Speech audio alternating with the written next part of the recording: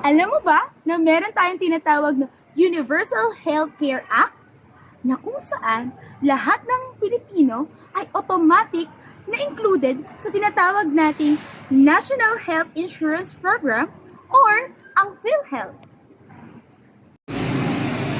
Meron tayong two types of contributors dito sa PhilHealth.